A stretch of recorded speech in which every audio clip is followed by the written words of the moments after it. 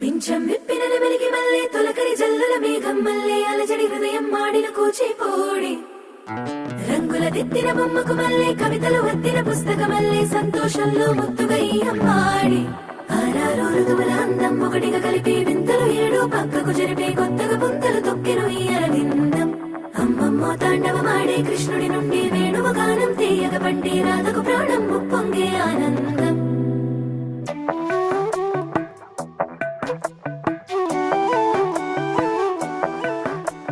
మధురము కదా ప్రతొక నడక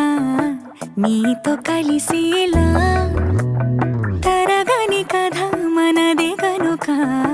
మనసు మురిసినిలా ఉసురేమో